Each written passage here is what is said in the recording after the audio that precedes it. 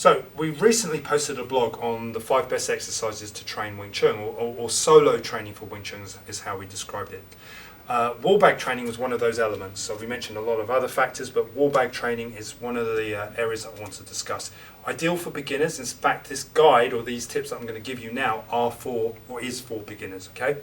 So the first thing you should do when you're training on your own, on a wallbag, is learn to form a fist. How you form a fist is simple. Put your fingertips on the bag, okay, and close your fingers, roll them in, put your thumb in, accelerate. 1. And again.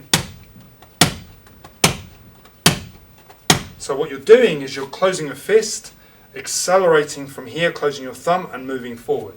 So you should literally practice that. The second point you should do, once you've got this idea of closing your fist and making a nice tight fist, and one point just to add to that, is that you want to make sure it's nice and tight so there isn't any air. Okay, so it's not a hollow fist. You don't want to hit someone, and if you hit someone, crumple your fist. If you crumple it, you can seriously damage your hand, even break your hand or your knuckles. So squeeze it tight, make sure there isn't any air in there so you're compressing it in.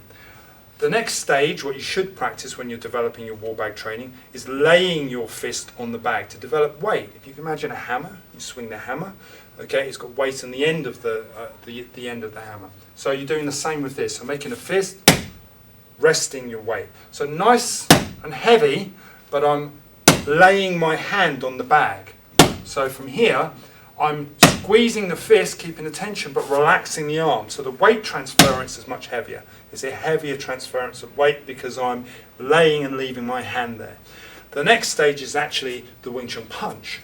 So from here, as per usual, fixed with a mon sao in a good basic ma, punch. Key points to look out for when you're punching is that you punch, and as you punch, you keep your shoulder depressed and you engage with the lat muscle.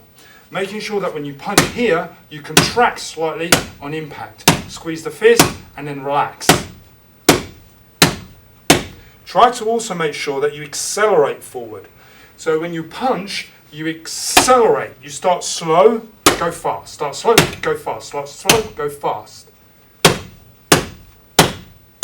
So it's not one speed. And finally, ultimately, train angles. So when you're turning, punch, turning punch, turning punch, turning punch, turning punch, turning punch. So when you're moving, what you're actually practicing, and this is a point that I do want to finish on, is that it's essential when you're doing this, you're punching with your knuckles. So when you see, I'm actually hitting with the flat of the hand.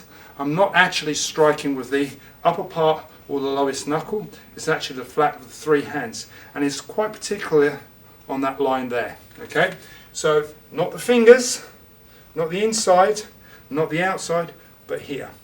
And one last point on this is that you can get more detailed information on a wallbag DVD. It's a training video, it's excellent, it's got a lot of pointers on this. So you can track it down from reception or get in contact with us via the description at the bottom of this video. Apart from that, train hard, and be happy.